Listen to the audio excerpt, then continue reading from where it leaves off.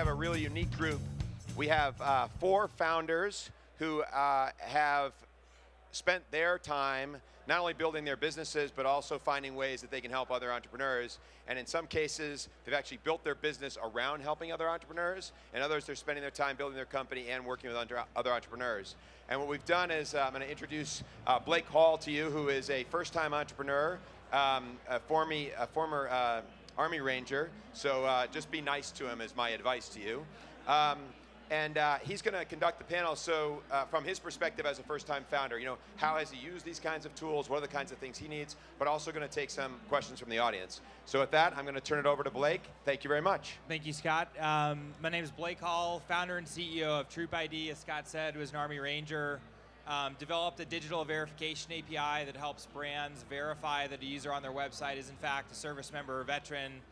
Launched the API with Under Armour, Veterans Affairs, Telluride Ski Resort, November 12th. Signed up 46,000 users between November 12th and December 31st. And going live with Overstock.com and Tough Mudder in the next few weeks, and more Fortune 500s right behind it. So we're at a point, we've raised $3.7 million in capital to date, sitting on a term sheet from VCs. So kind of are at that inflection point of going to the next level. And very honored to have the pleasure to start a conversation with some other founders who have started companies that are disrupting different industries. And we've got a really nice mix. Charley and Slava from RocketLawyer and from IndieGoGo are disrupting the services industry in terms of legal services and finance. We've got Joanne, who's built a consumer-oriented product and has a wonderful story that you'll get to hear in a moment. And then Brian Wong, who's won about every magazine award I think I've ever heard of. Youngest, when he received venture funding, youngest ever receive a round of venture capital at the time that he raised it, and is really doing some innovative stuff in the space of mobile advertising, which is a really hot topic right now. So with that, I'm just going to turn it over to Joanne, go left to right, and if you would just take 2 or 3 minutes to tell your own story, why you started your company, and the vision that you have for it over the next few years. Okay, good afternoon. My name is Joanne Lang. I'm the founder of AboutOne.com. It's one place for parents, for families to manage their household information. It's a cloud-based application with mobile views. My background is cloud and mobile technology. I came from a company called SAP. And I founded the company. I'm also a mum of 4 boys under the age of 9 now. And I founded the company because I couldn't give a paramedic my son's health information one day when he needed it the most, and I thought my son was going to die. My son is fine now, but it led me on an investigation as to why, when I felt so organized with Evernote and Excel and my calendar and Google, why didn't I have that health information? I investigated that for a year. I found there wasn't a solution on the market. I left SAP and raised venture capital. And since then, we actually came here last year to let people know we were going to launch this version. We launched in April. And since then, we're in 6 digits of consumers, ramping up about 50,000 a month. I've raised over $3 million in venture capital. We have partnerships with Everyday Health, Dell, Microsoft. I'm here this time launching a partnership for the world's first outside-in program with Working Mother, if anyone's interested in learning more about that. I've been a keynote speaker. I'm partnered with Susie Orman, and I'm in the Dell Founders Club. So one of the presentations later this afternoon is about the Dell Founders Club as well. I think it's a really great group to be in. So I'm very pleased to be here today. Thank you for having me. Okay, thanks, Blake. My name's Charley Moore. I want to thank Scott and Startup America and Chris and the whole team. I think this is terrific. RocketLawyer, I'm also the father of 3 boys, so we need 2 more. If there are anybody with 2 more boys, we have a baseball team. I coach, do a lot of Little League baseball coaching too. But I'm up here because I'm the founder of RocketLawyer, which I'm really gratified with the response we got since we launched RocketLawyer in 2008. It's become the most widely used legal service in the world. We launched our UK version, rocketlawyer.co.uk, in November. We help about 30 million people a year now with legal needs. We field more than 200,000 phone calls a month at this point. So we've had to deal with the issues of growth whether it was building out a call center, which we did in Ogden, Utah, building up a development team, I think recruiting and hiring a team, because let's face it, while I'm here talking to you, there's a group of dedicated people in San Francisco and Ogden, Utah, and London, England, that work for our company. They're actually getting stuff done and helping people around the world with their legal needs. The other thing that I'll say before handing it off is, you know, having a company that only exists and is only successful if you're successful is what's gratifying to me. We're a company that only exists to provide advice and counsel and support to people that are actually putting on the line, being entrepreneurs and starting businesses. And I'm just extremely grateful to the now 2 million businesses that use RocketLawyer to make the law a competitive advantage, to protect their businesses. We like to say that we help you to make the law work for you. And I'd like to thank those of you who already use RocketLawyer, but also we're here for you, and we wouldn't be here if it wasn't for entrepreneurs like yourselves. Hi there, my name is Slava Rubin. I'm founder, CEO of IndieGoGo, the world's funding platform where anybody can raise money for absolutely any idea. I don't have any boys. I'm not married. I was a boy, so I think I could be on the panel. I'm actually really proud that IndieGoGo has been a partner of Startup America since day one when Startup America initially got off the ground, which has been really exciting. We've had some really great campaigns together. And you might have noticed, but there's some trend articles out there. This is the year of the startup gadgets. It's really exciting. Last year, I wasn't invited to CES. I didn't come to CES. This year, I'm speaking on a number of panels. We have a lot of different campaigns getting funded. We're on TV and different things left and right. Some things that you might know of, that you might have heard of, or maybe not, I'll just tell you about them. There's, for example, the Misfit Shine, which is a activity tracker, which you can go hear them speak in about an hour in the North Hall. So they raised $650,000 to be able to distribute their product. And this is after actually raising even venture money. You have another one called Stick and Find, which is Bluetooth-enabled stickers that you can put on anything so you'll never lose it. For example, on your remote control, your keys, your socks, your wife. And that way you can follow through your iPhone where that person or thing is.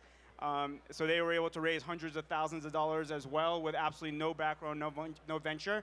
And you have the robot Dragonfly, which wasn't able to make it out because they've got so much units of sales on IndieGoGo, so over $1 million. Literally a robotic Dragonfly. It has GPS enabled, video camera enabled, audio enabled, fly it anywhere. Don't actually have to go around and walk through the booths. Just send your Dragonfly looking at everything. If you want to talk to the person, just talk through the Dragonfly to the person, okay? So this is all getting funded on IndieGoGo, and you actually have other campaigns that are getting funded right now in this hall, Empower and others.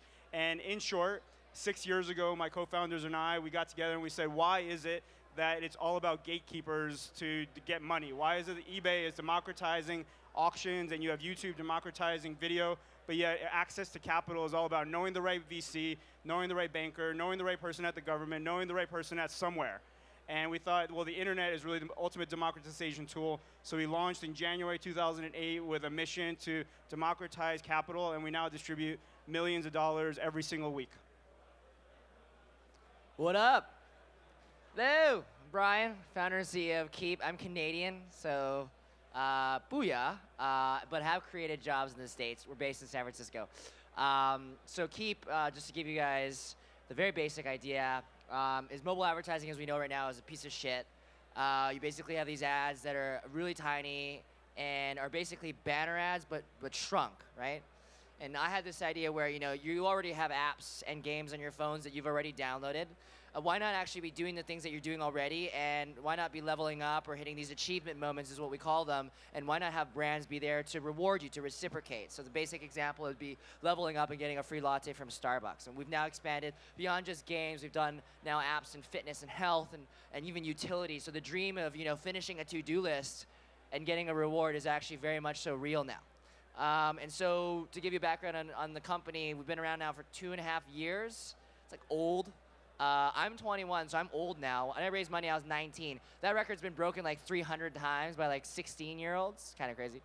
But we're based in San Francisco and New York.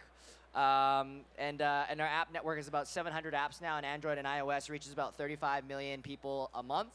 And I'm really happy that, and usually this is a vanity metric, but sometimes it means something, and I think it does. But last year we saw over a billion of these moments. So these moments are things that we actually create with the app developers to identify these very meaningful moments that people have really achieved something. So that's really that, and I'm excited because I'm a very unremarkable skinny Asian kid that kind of randomly lucked out. I came to the Valley actually to work at a company that you guys may have heard of called Dig, that ended up doing, imploded on itself, and then I got laid off, so I had no job, and my visa went with it, by the way. So there's a lot of challenges that I've gone through, and it's really fun to be able to see so much of this happening. So.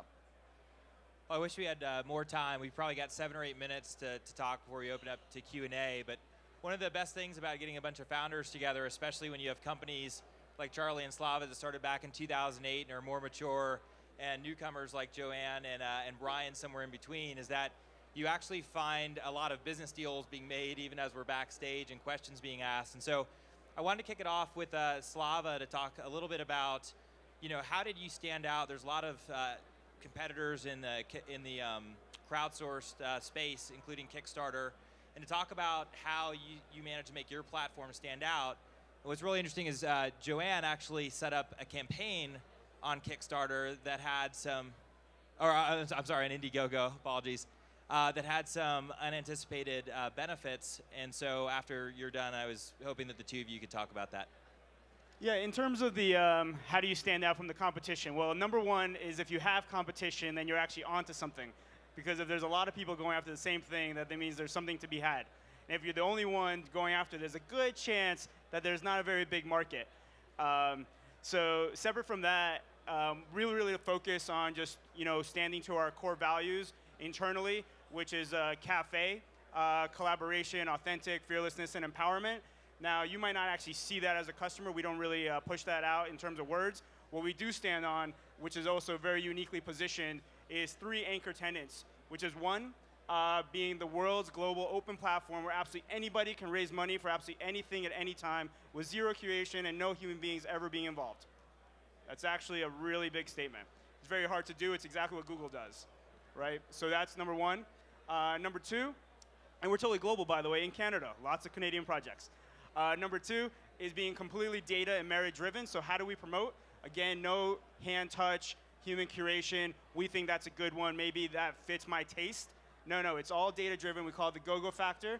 So again, just like Google has PageRank and they decide where you should be listed based on a search, we have the GoGo factor, which is based on how you run your campaign and the community is touching your campaign. So the number of activity. Again, fairly complex to implement, but again, is how we stand out.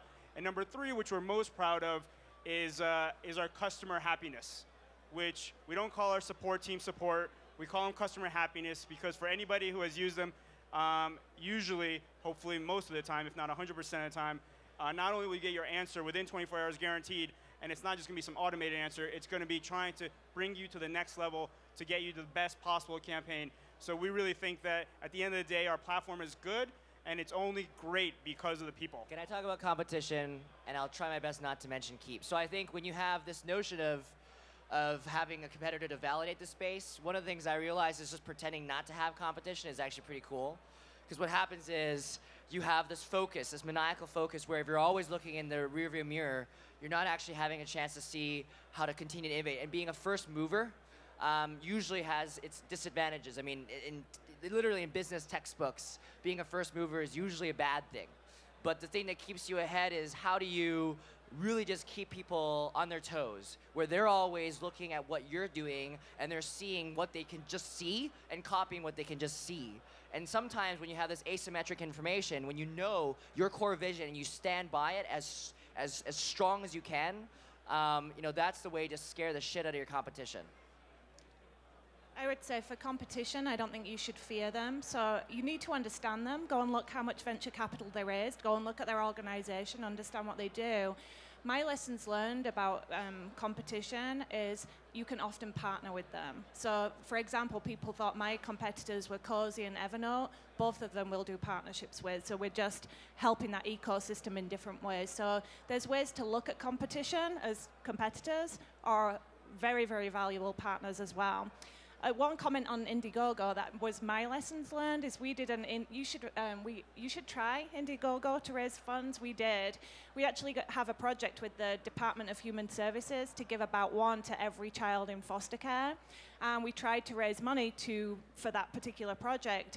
And my lessons learned was the search terms that came out of that came with other value other than cash. So other municipalities in the US contacted me and said, hey, what are you doing with this project? This is really interesting. We would like a contract as well. So it's not just about cash. It's cash with connections, I think, too. Wonderful. And Charlie, you've built a really powerful network of legal counselors and entered when LegalZoom had already been around for 7 or 8 years. So how did you think about customer development, given the fact that you serve a lot of SMBs that are using your services and get that initial traction in the marketplace that's allowed you to raise $38.3 million and 180 employees? Yeah. So I have to say I completely agree with what you said, Brian. I mean, competition can be paralyzing. But it can also be motivating. And I think that for us, I really paid very little attention when I started RocketLawyer, like you said. In 2008, the last time I checked, there were a lot of lawyers, and there had been a lot of lawyers for at least 2,000 or 3,000 years. But what I saw was the actual process wasn't that different than lawyering was 2,000 years ago. If any of you have heard me speak, I say this a lot. Remember, just watch Rome on HBO. Caesar had a will. When they did him in at the forum, later they found his will. So folks have been taking wills as one example of legal documents, putting them on paper and stashing them away for more than 2,000 years. And yet half of us, probably it stands true in this room, don't have a will, that really basic document, yet we have people that we love and care about. So why is that? Why is it that when we hire people, we weren't putting it in writing? Why is it that most businesses are unincorporated still, even though there's 30 million small businesses in the US? Most of them are unincorporated, as a result opening themselves up to liability. Why isn't it that all of y'all haven't patented your inventions or are not properly trademarking and protecting your good name? It's because it's expensive, it's complicated. You can't do it online the same way that you social network. You can't do it on mobile devices as well as you should be able to, unless you're using RocketLawyer, and now you're able to start to do a lot of those things. So that world that involved a lot of efficiency and a lot of affordability in the legal market simply didn't exist pre-2008 when RocketLawyer started. And so we identified that opportunity and have been zealously focused on it. And if what we were doing was a lot of competitive analysis, the company wouldn't exist. And the stuff that we're doing this year, if it was a lot of competitive analysis, it wouldn't be getting built. And so I'd like to talk about the ways to bulletproof your business. There's 7 ways to bulletproof your business. And I'll just give you 2 of them. One is start on the right foundation, incorporate your company, get the benefits of the law and limited liability. Another one is protect what's yours, protecting your intellectual property. So I think there are some tremendous ways to make, in our case, the law work for you, but also, like Brian was saying, your chutzpah, smarts, and ingenuity work for you. You want to bulletproof your business, and then you want to go forward fearlessly into that competition and show the world a better way to do stuff. And that's what this is all about. That's terrific. So one of the things as a founder that I have to do all the time is pitch other people. And I'm kind of in the neat position where I can now ask the other folks on the panel who have services that developers or companies like Joanne and mine might take advantage of. Could we just get, starting with Brian, kind of the quick 60-second pitch of why we should choose your product and why that would be value add? I don't want to do that. I like organic conversation. I think you being a first-time founder, there's a lot of things we can share here that are lessons around pitching in general. I think I'd rather comment more about the fact that we have 3 different stakeholders. A lot of you guys probably have different customers to sell to. I always try to compare it to, how Huggies has these commercials where they're like talking to the baby, like, oh, aren't you comfortable, and roaming around. Like, clearly the baby doesn't know what the hell you're talking about, but it's the mom that watched the commercial that now thinks that product is appropriate for her child. And so I almost describe it as if you can figure out that one pitch that appeals to all your stakeholders at the same time, and it's usually very aspirational, right? So for us, what we realize is we have brands, we have developers, we have the consumer as well. So one of the things that we ended up doing, because I'm a stubborn and OCD founder, is I said, okay, I want to be accountable to the quality of the rewards. I'm going to go put our logo on the reward units that we send out. And it kind of ended up being more of like an Intel Inside sort of badge of authenticity, that this reward is a Kiip reward and not just some random thing. And that actually helped quite a bit. And it's funny, with the 65 some odd brands that we work with, they're all major brands. None of them have asked us, you know, oh, we don't want your brand there. In fact, they actually want people to trust it, because rewards ultimately, you guys have seen all that shit where you get like a free iPod or whatever online. It's a terrible, like, rewards have a bad rap, because they're never really real. They're always there for you to sell your soul to the devil or something. So we said, how do we make it really trusted? And so a lot of it was keeping a brand that people actually love is very important as you're pitching, because people can actually identify you and go, oh, that's Kiip, right? And we have these taglines like, keep it going, keep it up, keep it real, blah, blah, blah, blah, blah. It's pretty awesome. But, you know, I always describe it as, you know, someone will never say, oh my God, I love AdMob, I love millennial media, I love Gray Stripe, right? It just doesn't happen. So that irrational attachment to the brand is extremely important as you continue to build your company. And it all comes down to the very basics. It starts with visuals. It starts with even as simple as making your signatures across your company and your emails unified. It comes with how you address people. You know, my signature, at least I know when I come to meetings, I never really sit still, because I just don't like to, and I like to add energy to everything, and that's part of how our company's really evolved as a culture too. But make sure that your stuff is sexy as well. Like visually, your logos and your basic materials that visually help people identify has to look good. We're all human beings, we're all very shallow. I'm just gonna say it, if I offend anybody, too bad. But when we first look at something, if it's really sexy, I will remember it, or at least I will want to be intrigued by it. If it's super ugly and the logo looks like someone made it in like MS Paint, then no one cares, right? It's these simple things I think really help with creating that connection to the people that you're going to end up working with over time. If I could turn the tables a little bit and ask you a question. You know, you started TroopID, and we both share being veterans and caring about veterans issues. I mean, how have you? You're selling to big companies. It sounds like to me. It sounds like you've managed to sign up a number of big companies. That's something that, you know, I've also done in my career. The process of a startup, a company that's just getting off the ground, really going elephant hunting. You know, you might want to share some of that with us. Yeah, I think you know, if you think about business development with large brands, you know, whenever you sit down with a bank that's doing 14 or 15 billion dollars in revenue, and you've got a ton of different departments that all have to say yes before you get them on board.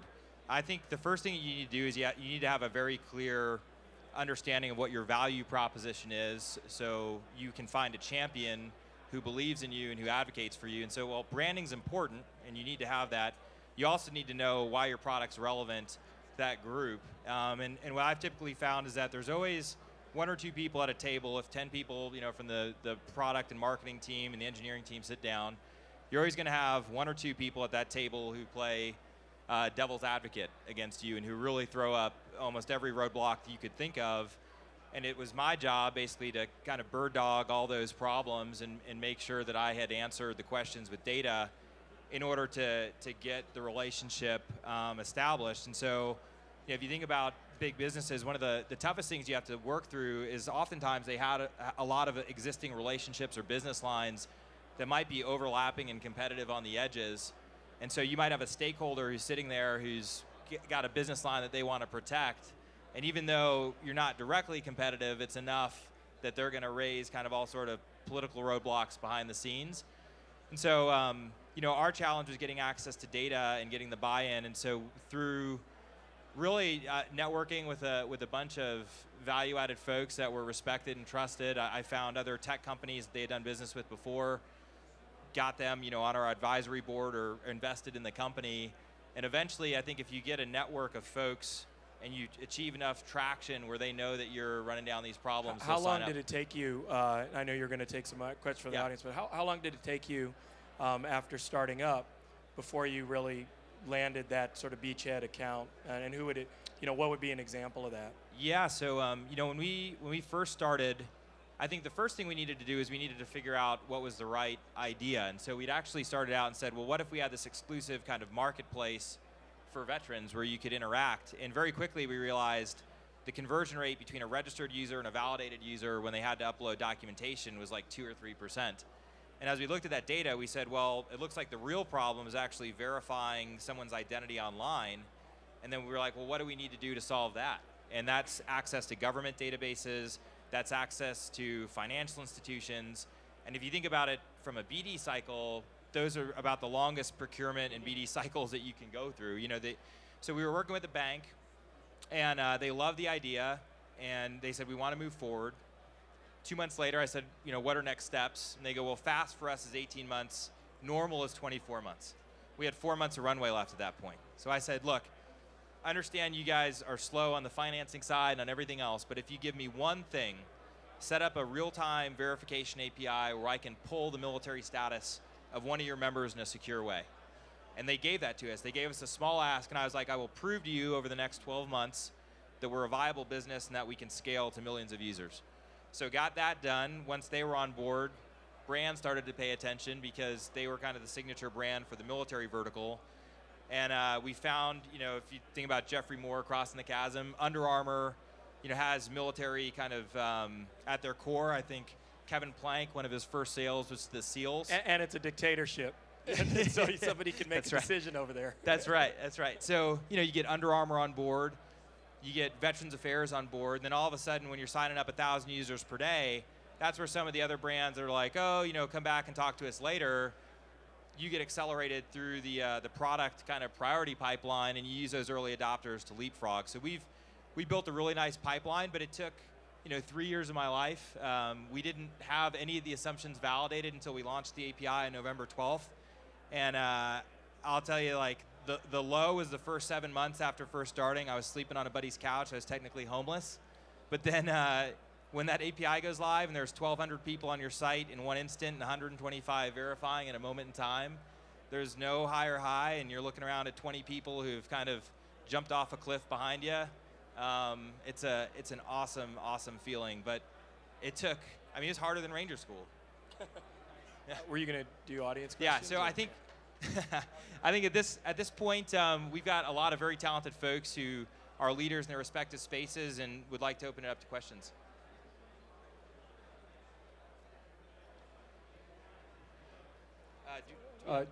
Yeah, this is for Brian. So we're a startup, and we have consumer users, we have brands, and then obviously we have the company.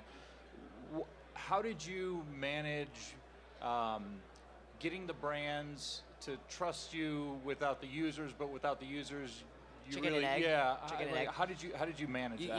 You gotta do some hacky stuff in the beginning, right? So we actually fueled our system with rewards with our own money essentially in the beginning. But then these bets you have to take very carefully, and you basically need to make sure that people just don't know that, right? Because you don't want people to feel like you're manipulating the market in the beginning, but you need to have that happen in the first place.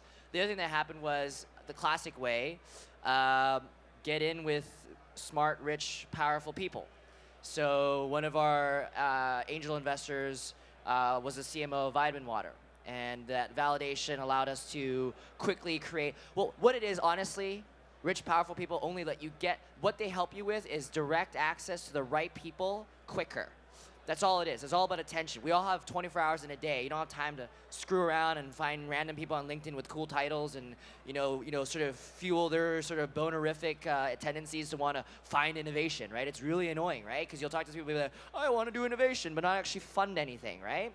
And so you actually have to find the right people that way through those rich, powerful people. The other thing I'll say too is this approach to go from the bottom level with people who actually do the hard work, and then the senior level, who are the ones who just nod their heads. Really, most of it, like the SVPs and the CMLs would go, yeah, I like those guys. And then the bottom level guy goes, oh, well, I got the approval. I can go crazy now, right? And that type of thing always happens in big brands. And the way we usually work with both of those is we use this process called Inception, like the movie. And what we do with Inception is we basically get into their heads by convincing them that the solution that we came up with, actually, that's ours, they came up with it as well. You tell them everything that came to you that helped you come up with the idea, and then they usually come up with. For Kiip, if I say all these different things about what was broken in the market, people go, oh, yeah, we should reward them. Yeah. I'm like, yes, that's your idea now, right? And the problem is a lot of these big companies have this not invented here syndrome, right? And there'd be a guy going, well, I didn't come up with this idea. Like, well, you actually did. And that usually works really well.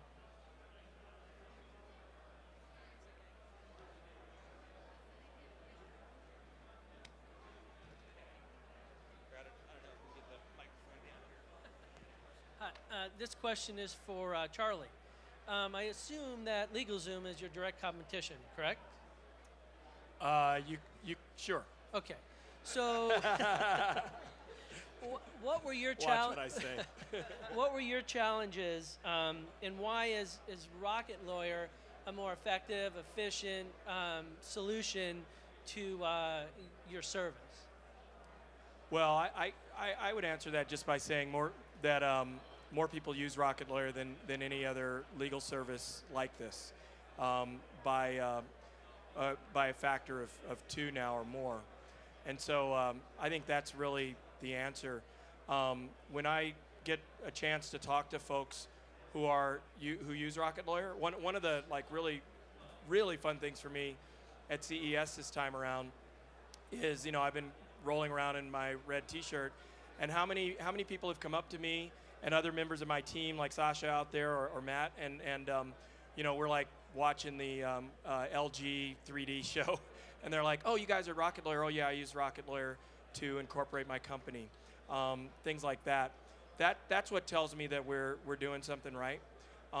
People like, the Farmyard Darlings is one of our customers that I'm aware of, and lawyers like Laura from Sacramento, who is doing Google Hangouts with maybe some of you, but that's what we're doing here at Eureka Park. We're doing Google Hangouts with lawyers who are, and I'm sure, I would doubt anybody's really seen a lot of that before. So I know that we're innovating, where you can just go put a headset on, ask a lawyer any question, and get legal advice, right here at Eureka Park. You can walk out of here and you can go get it right now. So I can see and hear from people who we're helping, and that's really all it takes to know that we're doing something right. Thank you. Hi, this is to anyone on the panel. How did you develop, or if you developed, a mission statement, and what core values did you use to develop that? That sounds so consulting-y. We don't like to call it mission statement. It's more like an sort of overall goal that we're all going after, which is to own every single achievement moment on the planet. I know it sounds kind of evil, but it's actually it has good intentions behind it. But anyways, I think, yes, we developed that as a natural progression. So, as a founder, I have 2 other co-founders, we kind of embodied that as we continue to grow, and sometimes your physical, tangible goal will change, but the overall thing, I kind of describe it as like you're kind of starting a religion, right? Like it's like a religion, because your goal should be removed from you, right? It should be so up there where people are actually more aligned to that vision than you as a founder or a CEO. I'm actually serving the vision that all of us created and threw up there, right? And that's the best way to not have you be the bottleneck to being able to get to those things. But the process is very much so collective. It's the most cliche answer I can give you, but it all comes from everybody's ideas that get contributed as the product evolves. I think that's actually a really interesting question. At IndieGoGo, we had a very organic view on what we were trying to accomplish. We, all 3 founders, my dad died of cancer when I was a kid, and 10 years later I tried to start my own charity and raise money, and it was very frustrating. Danae was working with different filmmakers and entrepreneurs to raise capital, and Eric was on the board of a theater company, and the three of us in 2006 came together, and we were just really frustrated with how hard it was to use the internet to raise capital. If you can remember, Twitter is nascent, YouTube is not owned by Google, Obama's not a word for most people, so it's like a whole different world back then. And we said, okay, we want to democratize the world of funding. Very simple concept in terms of, so that is very clearly our vision. Now, when it was 3 founders, when it was a few employees, I would say there was no particular culture, there was no particular values, there was just like cranking, doing 19 jobs each. And the amazing thing is though, when you actually have to start making decisions to scale the company, we now have over 50 employees. It's amazing that if you are in line onto what your values are, and I already actually said ours, right, in the first sentence of my talk, which is CAFE, right? Collaborative, authentic, fearless empowerment. Like, and I'm looking at Kate, one of our people, like, we believe in our values, we decide how we make decisions using our values, we decide who we recruit using our values, we decide who we partner based on our values, we decide how we treat customers based on our values, and at the end of the day, it doesn't say, oh, the CEO is an ass, or the person in charge of marketing is an ass, or that person. It was clear, this is how we do it. So to his point about religion, I think in terms of scaling, it's very important.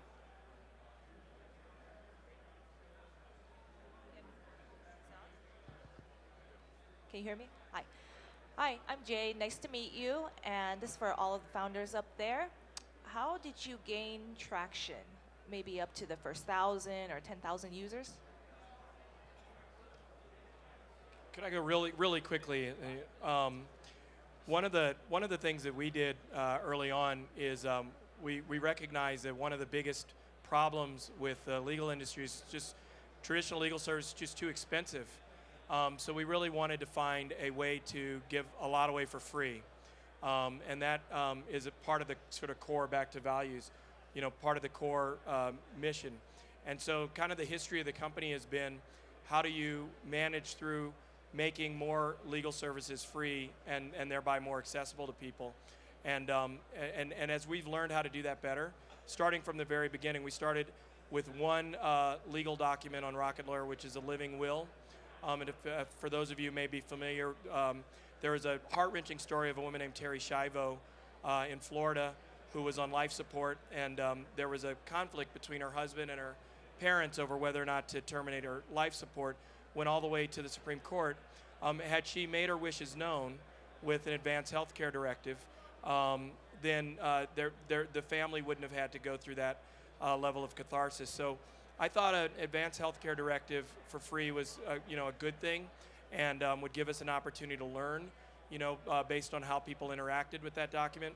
And so from really the minute when you talk about the first 1,000 users, I mean, from the minute that we started to provide do-it-yourself legal documents for free, and as we've gotten better at doing that, we've scaled and we've grown, and we have, back to this, an absolute ironclad commitment to making more of the law, which is our public resource, free. And it isn't easy to do that because, of course, we have to have a business model as well. But we're absolutely committed to making more of the law, and more, especially if you're going to be a do-it-yourself for free, and then making working with an attorney more affordable than it's ever been before.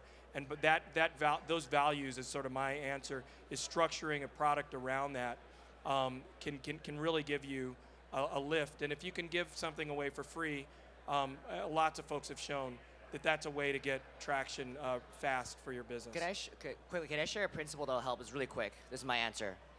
Is go find people that are doing the thing that they're doing already. So my principle in creating companies has always been find existing patterns of behavior, right? Because if you're trying to make someone do something new, it's going to cost you a lot more. It's going to be a huge investment in educating and all that. So a lot of it was just finding developers that were already looking to monetize, already looking to build even analytics, or in that early stage. It's all about timing when we went out there. And so when you look at your business, you'd be like, okay, when they're doing their thing already, how do I properly pinpoint them in that process? So for you, you want to find people when they're starting their companies. This is a perfect place to be, right? And you're going to have, this is a general understanding of marketing ecosystem of finding your customers at the right time. And that will obviously help you in the beginning, but it's so, like, people don't really realize it's so obvious, but that's the best way to do it with an early stage environment when you don't have a lot of resources to put in the beginning to just pummel the market with something. So there's definitely some good books about this. You have Lean Startup in terms of product, but I think even better is Steve Blank's books, B-L-A-N-K. I would highly recommend reading Steve Blank's books, and I'm gonna just like riff off of some of his stuff. My opinion is that there's 4 steps to how you launch your company, which is number 1. And this is not what should we say, play-by-play did, so to your point, but this is what we did in general. Number 1, be product obsessed. Too many people think about how they're gonna launch their company by getting on the cover of the New York Times or getting the most flash here, okay?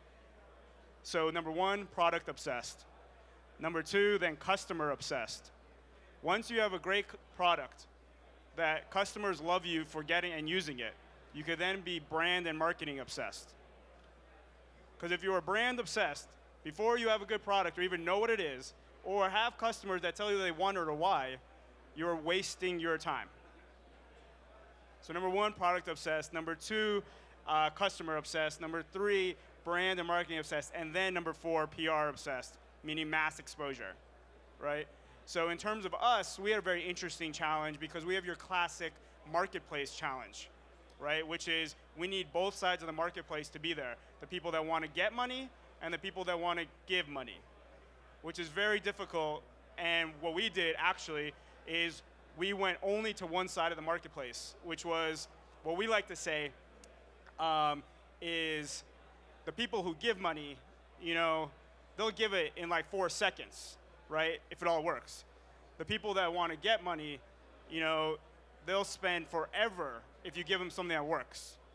So we just want to the people that wanted to get the money and try to make sure that what we can create for them is something special.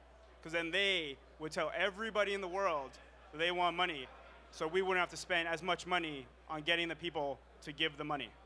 So that was our strategy. And Joanne, you're coming right off the heels of this too, a very personal experience. Like, how did you go about getting enough customers to raise? It's a really, really good question. It's one I'm asked all the time. What did you actually do every day? So our traffic now comes from the big partners that have the volumes, but you have to have traffic to get to those big partners. So actually, I can build on what they both said. I also followed a lean startup methodology. I also read Steve Blank's, all his books. So we did a couple of things. In the product itself, we had a viral feature, a share feature. So when somebody joined and loved the product, then they wanted to share onwards. But the way we got them in there in the first place is we ran my audience is mums, remember? So we partnered with any kind of mum bloggers, but we ran a pyramid scheme, not a pyramid selling scheme, but a pyramid blog scheme where we looked by the channel that we've got. So our channels are pet owners, working mums, caregiving mums. We broke down, actually had pictures on the wall in our office of who are our target audience, military mums, where does she go, what does she do, what does she buy, where does she live? New mums, working mums, mums that do DIY. And then we said, who are the bloggers in those channels who are the Twitter followers, who are the Facebook followers, who are the Google, who are the big influencers? And then we put a budget together and we said, okay, this is how we want them to talk about us. And we went after them by channel, and as we got bigger, we went to the bigger and as we got better with our product, we went to bigger and bigger influencers because we had more money to spend. And that drove the traction to the 10,000, and then the sharing feature built on top once you got the 10,000 traction. And I think as well, you shouldn't be afraid to keep going back to people, to being persistent. When I went to my VCs, they said, no, you don't have enough traction. Come back when you have 10,000 users. So I went back and said, okay, now I've got 10,000 users.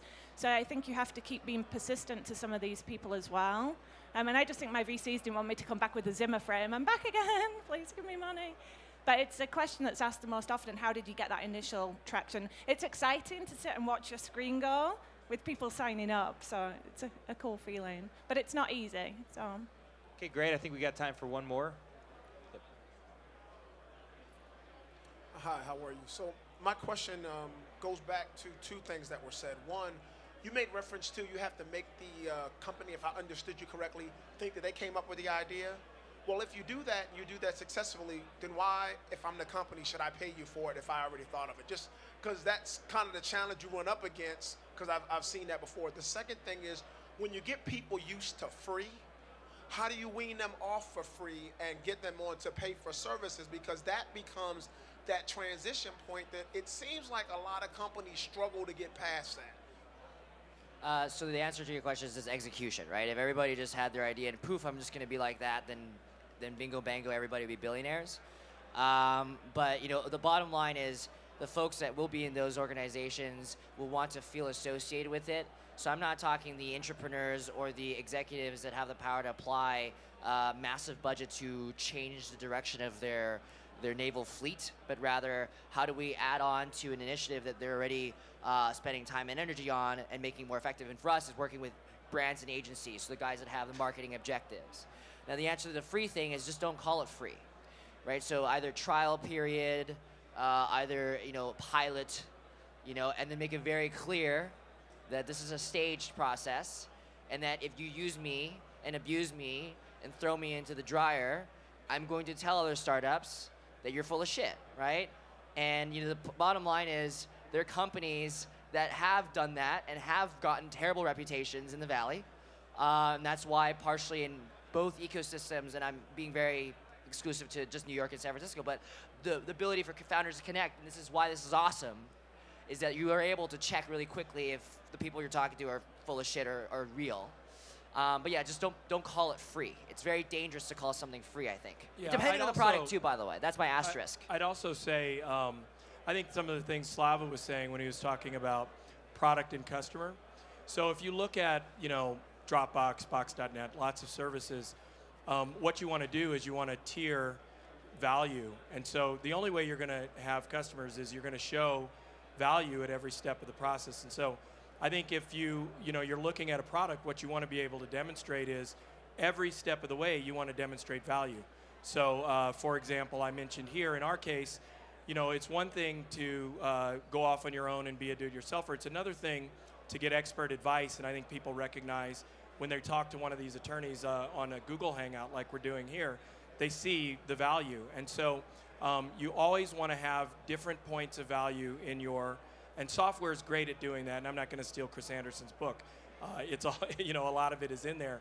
But you really want to demonstrate value with the product and with the customer obsession, which I agree 100% with Slava. And then the rest really usually takes care of itself. I mean, when the customer experiences value, then the customer is going to pay for that value. And I think the other thing too is once they are convinced and they know that they have a need, then the next thing that you have to do is just convince them that that's not their business, right? So if I go to the marketing and CRM person and all of a sudden I get them to a point where they go, I need this verification technology because it enables X, Y, and Z, then I go, well, if you're Under Armour, you make great apparel and footwear for athletes. You're not in the digital authentication business. You're not going to build an API and do integrations and manage credentials and prevent fraud. That's my business.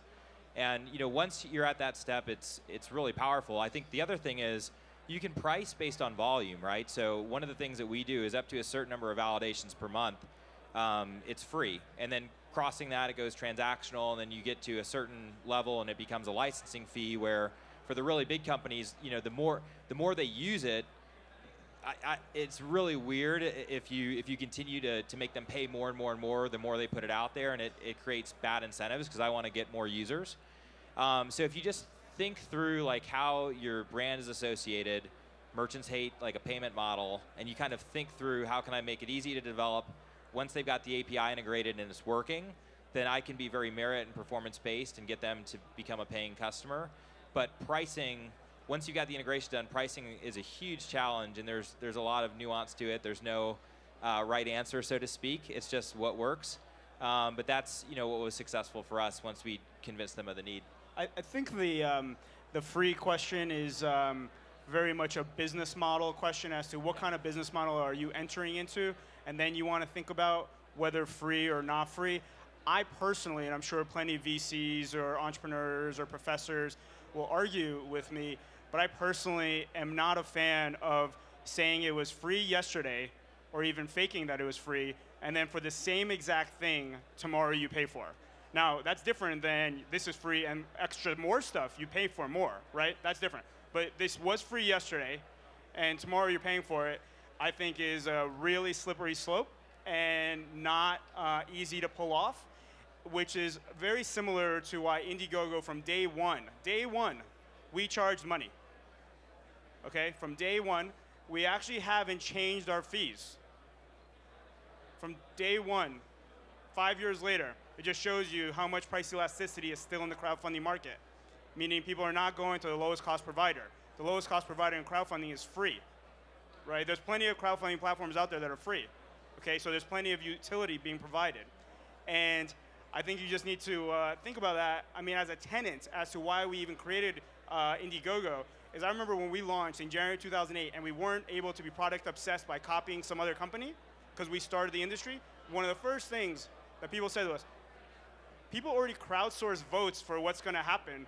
This is not going to get anywhere, okay? We don't believe in voting. We believe in you spending money to prove that you want something, which is the same exact concept as to have people prove that they will pay for whatever you're offering.